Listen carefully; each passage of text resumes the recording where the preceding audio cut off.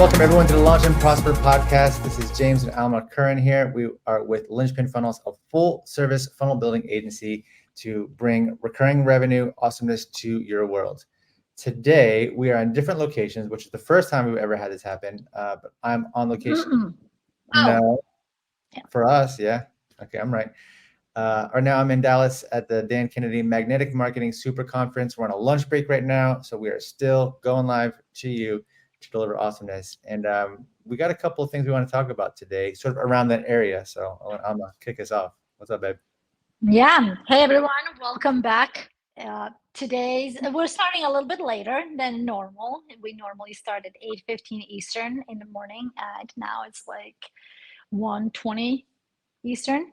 So, but regardless, we're here on Thursday. And yes, I am home holding down the fort, as they say, and James is over in Dallas, expanding, growing, learning, mingling, Meeting serving, people. I shook hands with Dan meeting Kennedy. people.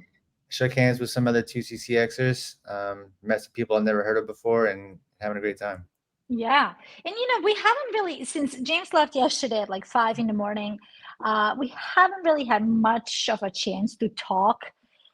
And rightfully so, where he's not there to talk to me, right? He's over there to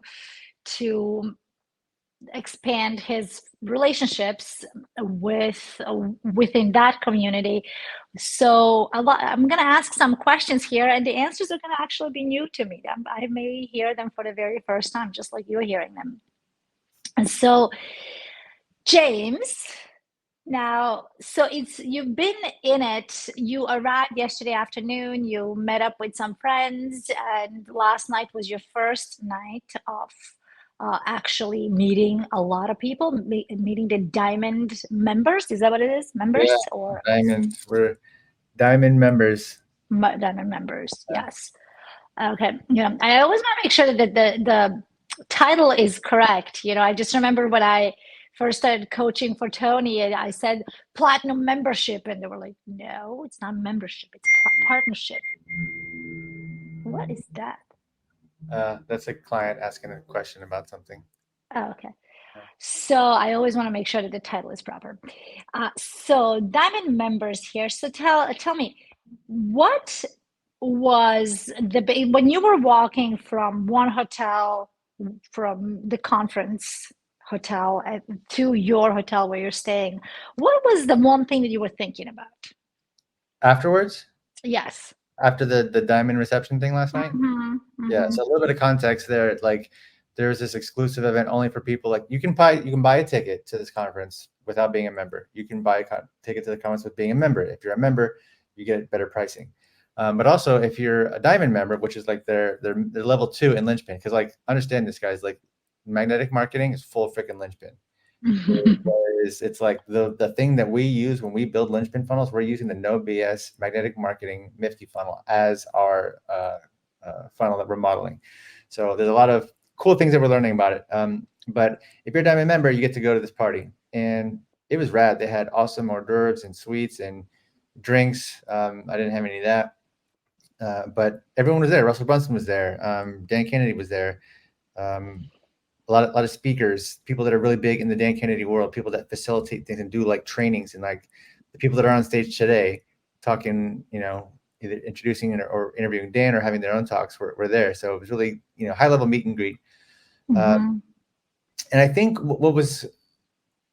I focus on what are my takeaways, how can I level up? And a big level up for me was that this crew isn't a funnel crew, a digital marketing funnel crew. There's a big focus on mail here, actually, which is awesome. There's a lot of shipping of boxes and shipping of direct mail and automating of things. All the sponsors they seem to have some component associated with direct mail. And so like when I'm there, I'm like, yeah, I'm the funnel guy. Like my takeaway is I need to have a bridge between where they are and where I want to take them. I need to like sort of convince them that it's a good idea or that it's necessary, or just like prove that it's like prove the pain, I guess. It's something that I'm not used to. If I'm at FHL, every single person there knows what a funnel is, knows why it's good, and I just say, hey, I do it. You want one? And it's kind of easy, but that's not true here. Okay. So tell me now, when you mentioned pain, what pain are you talking about? Pain of what? Yeah, I think the pain of the cost associated with doing a lot of this physical stuff. I think the pain of not knowing and not having as much traceability. Now, in this world, in this Dan Kennedy world, it is heavily driven by metrics and data and numbers and split testing. They talk about split testing a lot, actually. And all that stuff translates to our digital world, which is great. But still, like, and again, since I'm not of this world, I don't know, but I got to imagine that it costs a lot more money to send physical printed stuff to people than it does to get those same people a digital message. Now, I think one thing that Dan would tell you is that, like, because it costs more, because it's tangible in your hands, people will read it more and they'll pay attention to it more, which is awesome. So I think a blended approach is good. But the scale that you get with the digital only option is it's really important. Yeah. Also, go ahead. Now when you say that, it gets me thinking also, if you are doing if you're going the expensive route, right? The actual tangible physical mail route, it kind of forces you to be more picky with who your target market is, right? You don't just say, oh, everybody between the ages of 25 and 85 and all, whatever, right? You're not so wide. You actually, it forces you to be narrow, I'm assuming.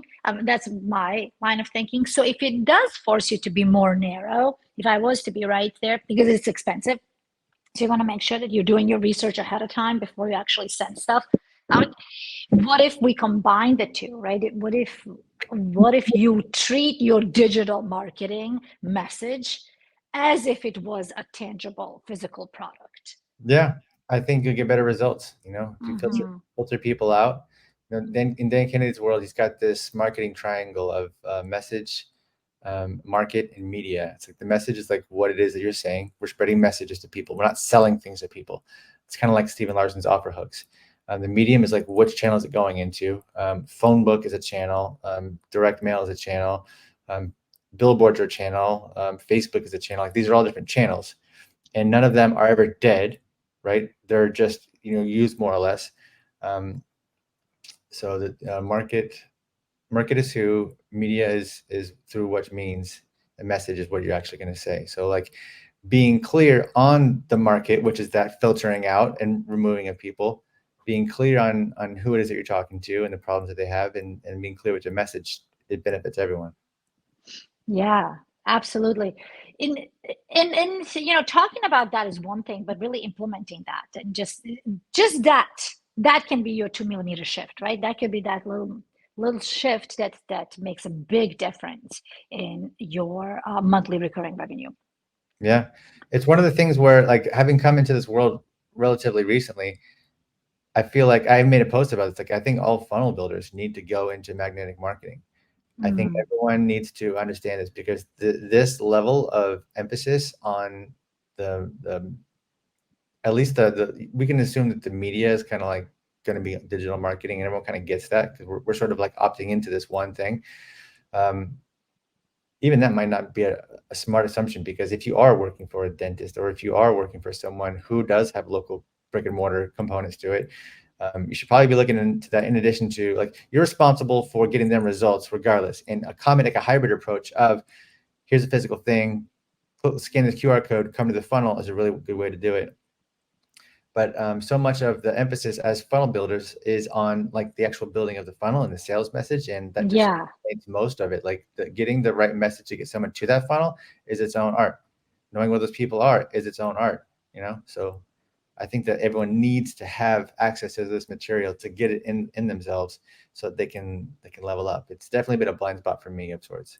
Yeah, absolutely. And you're right. I mean, we have been building funnels for a while now, and we have a team who does that with us, and just understanding just having that clear picture of how when you end up building a funnel or having somebody build your funnel, there's this entire multi chapter or multi step process that you may be missing out on if you are not familiar with it, if you don't know the cause of it. Because you can look at some funnels and they're converting like crazy and people are getting wealthy and they're actually serving their ideal client and the client is getting value, and you're here, you're like, man, I got a beautiful funnel here.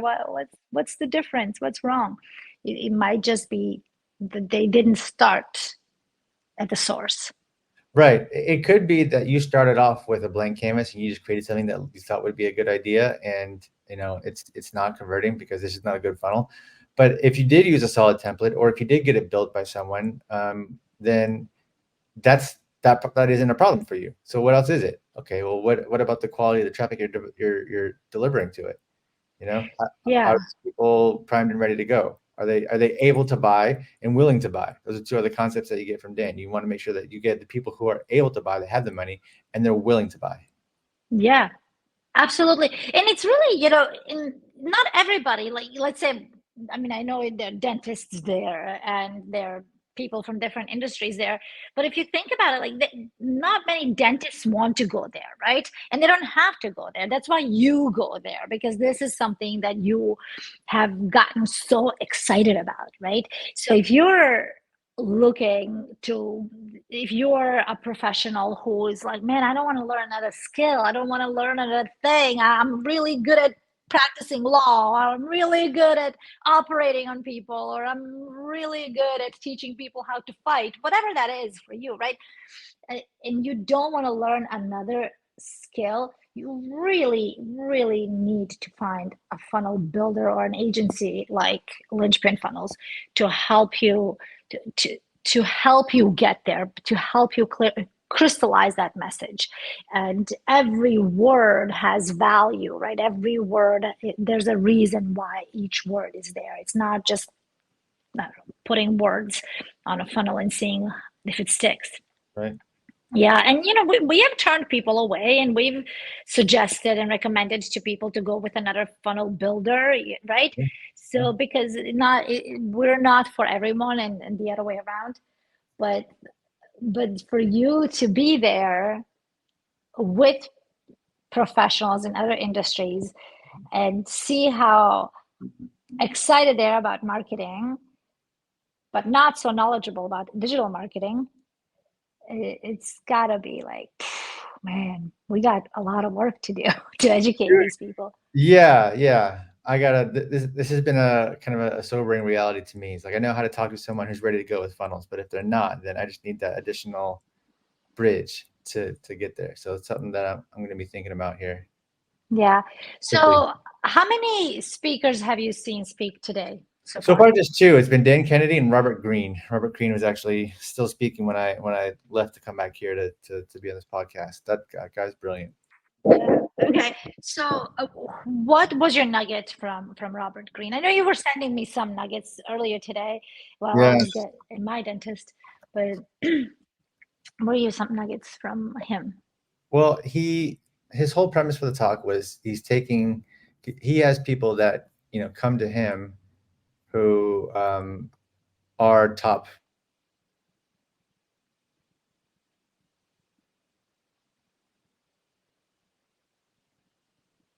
Okay.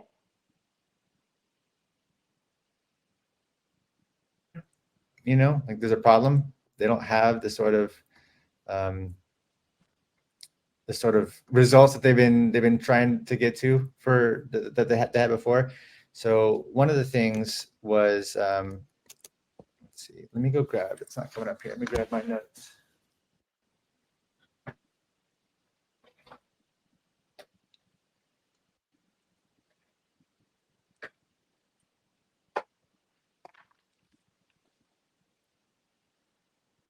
Right, make this brighter. He had a bunch. One was plan all the way to the end. This was a huge one. It's like, okay, now it's come up. So much of what we do is responding. It's reacting to the environment. Like that's what he was saying, that basically all of America is doing right now. It's just responding, and that we need more planning. He says, he gave a story about Alfred Hitchcock, because he spent some time in Robert Greene spent some time in the movie industry, and how Alfred Hitchcock would be behind the camera and like be so calm and relaxed, he would actually fall asleep. And the reason why is because he had planned every single thing out in advance ahead of time. He knew that the producer was going to come and tell him that this shot was too expensive and that we need to go, do a cheaper shot. So he would tell the guy to go do it, and there's no film in the camera, but it made the producer think that things were good. He would, think about the actor that was going to have a problem, that needed special attention. Like he planned out everything in advance that could possibly go wrong, and so he was totally at ease. For me, that's a huge thing. It's just like spending the time planning, because he says that planning should be like a glorious, the most exciting thing in the world. We think of planning as being something that's boring, but it's like, no, you get the ability to like use your vision and create something like glorious and remarkable. And that the way to actually do it is to begin with an image in your head, not ideas. Ideas are abstract. Visions are concrete. Visionary people like Steve Jobs, they create images. They use their vision. From there, action happens. So that was a really huge one for me, for sure. Planning is a high art. Like that, to me, that resonates. Like planning is a high art. Oh, that sounds sophisticated. That sounds sexy. That sounds awesome. I want to sit down and just plan it all out. That's actually what I want to do more of in my life as a result. Yeah. Just now, maybe this is a bad metaphor for it, but as I think about it, because you and I have been talking about a house for so long now, building a house and really the person that kind of gets the most money from the entire process is kind of the architect, right? The planner, the person who plans for every little risk and every little mistake and everything, and they don't even do the building, right? So they do all of that ahead of time, and that's kind of, I think, as homeowners who are building a house, they're kind of excited about that, right? The planning, the vision, and then the building process. I mean, the builder, the people who are actually doing the work, they don't really get paid that much, right? And in you as a homeowner, you're not even excited about the whole building process, because you're like, man, are they ever gonna break ground? Man, are they ever gonna do that? And eventually it gets there. But yeah, you're right. The planning ahead is the most exciting part. And it's that 80-20 in my head, right? So if you do the 80% of your time, if you spend it on planning, really the doing can be only the 20%. Yeah. Like, all right, let's just get it done. Because you're eliminating so many, like all the decisions have been decided ahead of time. Like I come from the software industry where there is this like sort of like smell about the idea of planning, because you can plan things out so thoroughly, and then when you go to actually build the things, there were too many. It's hard to plan everything perfectly. There's so much stuff that can go wrong. So if you stick to the plan, even though the plan is no longer where you want to go, then that's a problem, right? So iteratively planning, having the goal, and then every week or every 2 weeks or every month, creating a plan for that and executing on that is like really the happy medium that's had the most success. Yeah. You don't like over plan, right? That it's like Right. That's not that great. Yeah, love that. Another one? Let's see. Enter action with boldness. This is Law 28.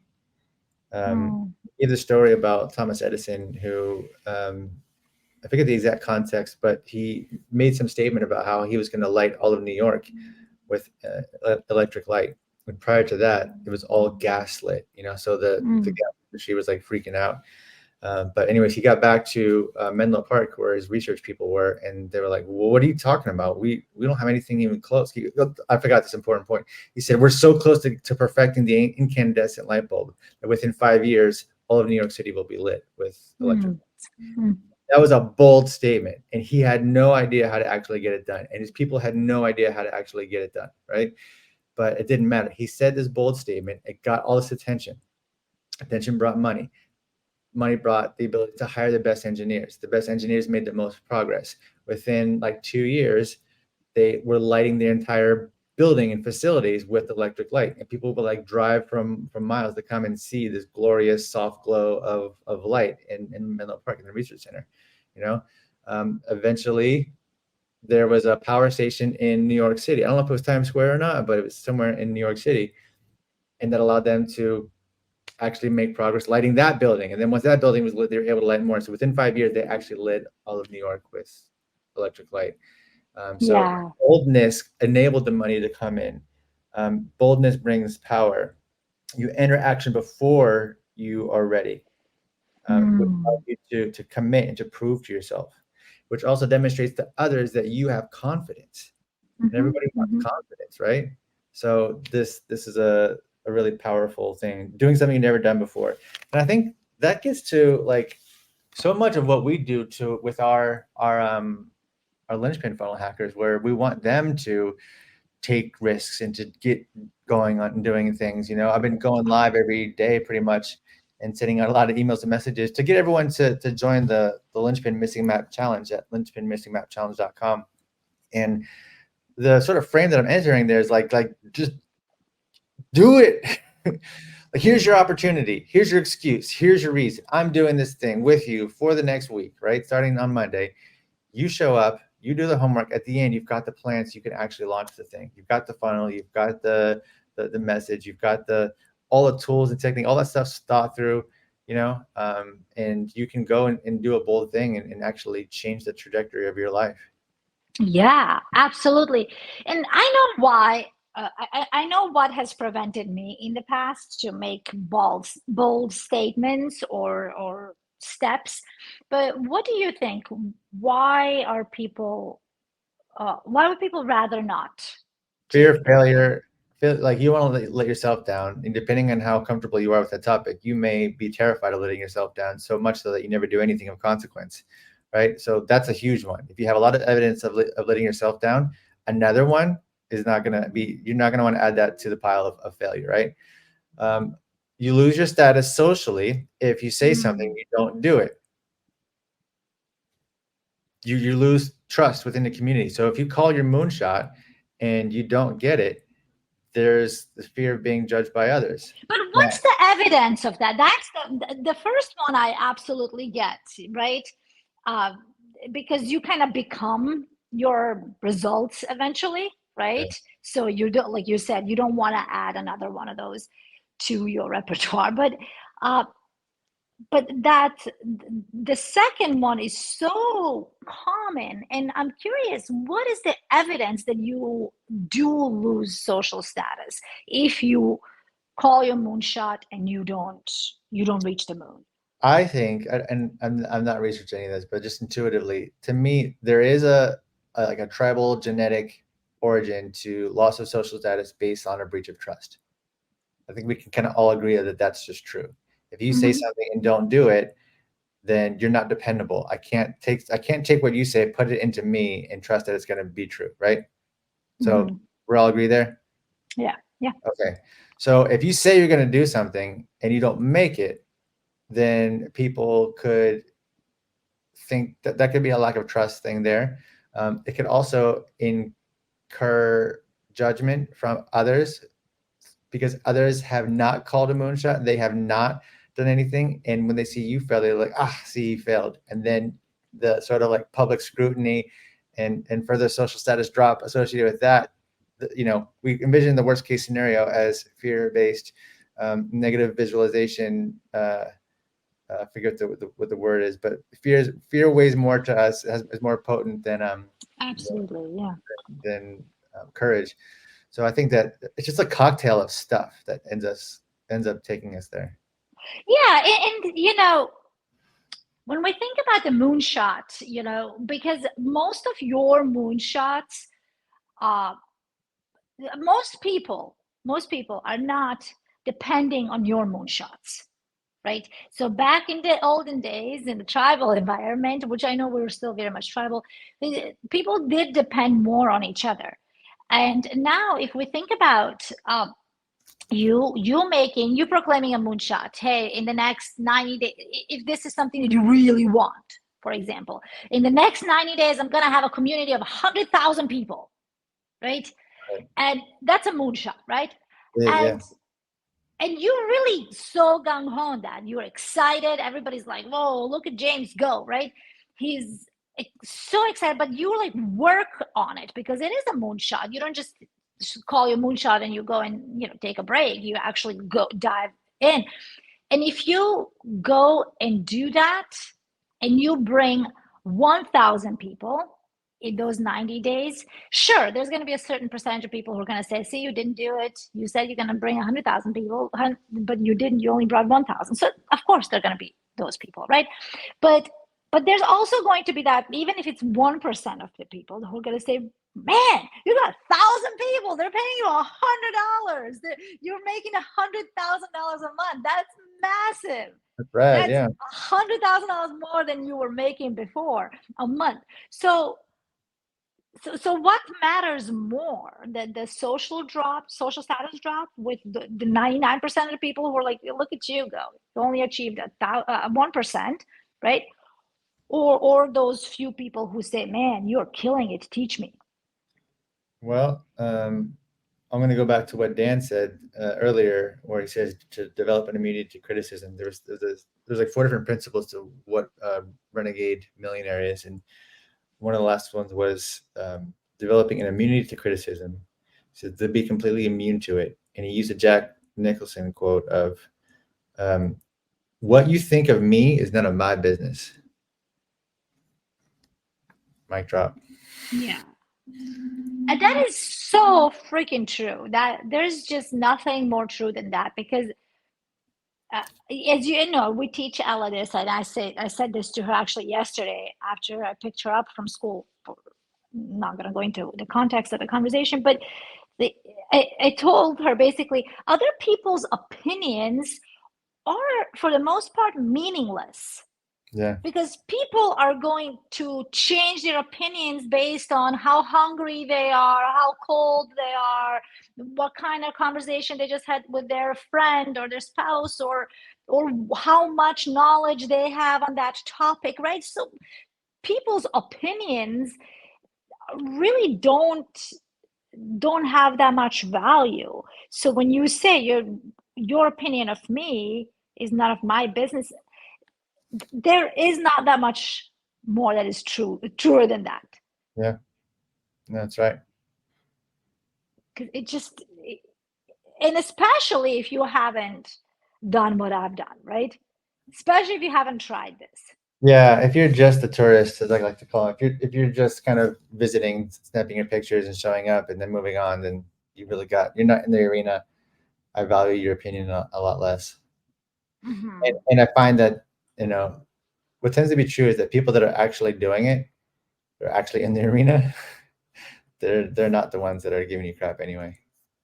They're not, because the people who are ahead of you, a few steps ahead of you, they're cheering you on, right? They're so excited for you. They're like, yeah, come here. I want more winners in my circle, Yeah. right? What are And you which is doing? How can I help? Like, there's some of the presenters that like I've only seen online. Like, I just walk up to them, shake their hand, like, and they say like, "Hey, let's connect. I want to find out what you do." yeah. They're here to lift you, not hurt you. Exactly. And the people who are maybe 1 or 2 steps behind you, they're watching you, right? They're following your footsteps. They're like, yeah, you gotta do it right. Yeah, go James, because I want to get where you are. So I'm gonna cheer you on from behind. So you really, people who are in the arena, regardless of where they find themselves in the arena, they're there for you. They're with you. They want you to win. They do want you to win. Yeah. Yeah. I love that. So give me one from Dan Kennedy. That's like the man with all the wisdom. Yeah, he had a bunch. Let's see. One of the things was doing the opposite of what everyone else is doing. What everyone's doing, and do the opposite. He talked about status quo a lot, without calling it that, but he said to take, if you're walking into an organization as a consultant, I think that's his kind of thing, but you should also do this with your own organization. I kind of assume that everything is wrong or not true, and that could sound like a really pointless thing, but like, if you assume that something is true, it may have been true one time 3 years ago, but we still have this rule today that's in place. It's like, well, why are we doing this thing? Okay, this happened once, maybe twice, maybe 3 times, fine, but is it happening now? Do we need it? Because it's the kind of thing that over time these rules kind of like develop a crust, and they weigh down an organization and remove your ability to move quickly. So assume that it's stupid. He uses really direct language. Assume that everything is stupid, and then go from there and look for the evidence, ask the evidence, and see like let's test it. Let's split test it. Show me the data, basically.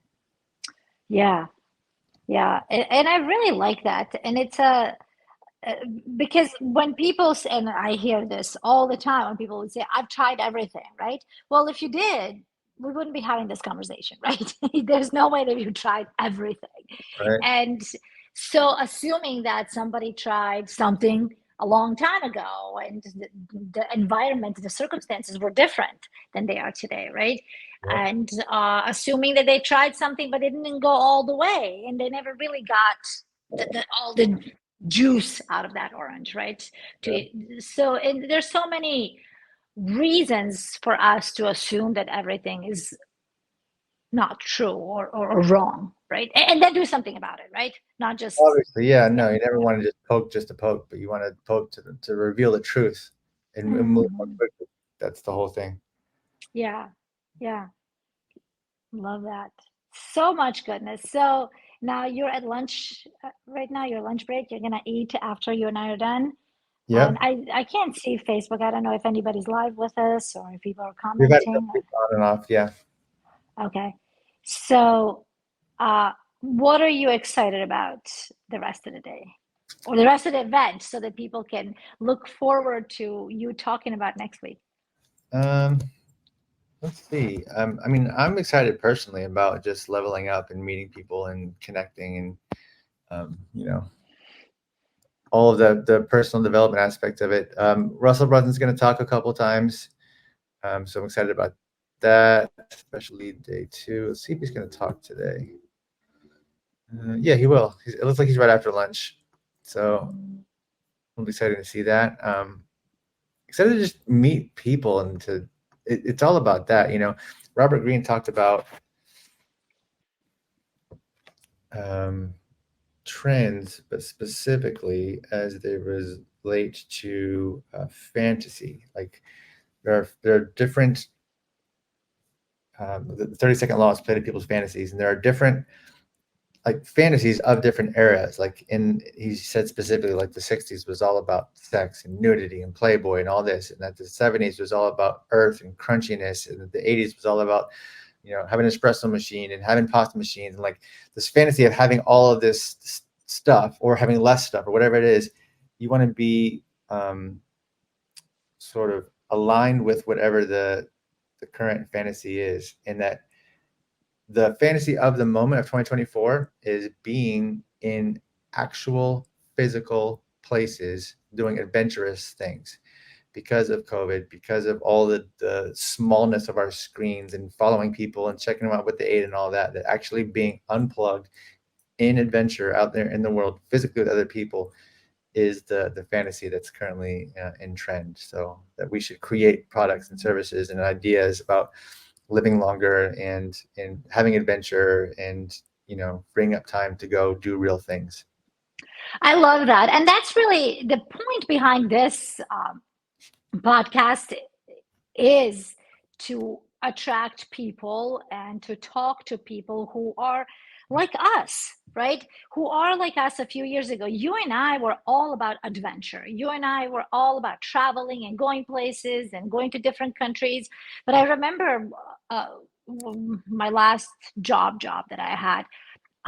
We were in Ireland and I got a text message from one of the board presidents. And I was like, that I was working with, and I'm like, oh, really? And I'm walking in Galway, and it's just the most beautiful to me, one of the most beautiful cities in the world that I've been to, and it just ruined it for me. It just ruined the day, and I was definitely not nearly as emotionally intelligent and capable as I am today, but it just really, like, it was so intrusive, as if somebody like stole something from my house. Like this guy came through and stole my vacation, and and that's really what we want to do here.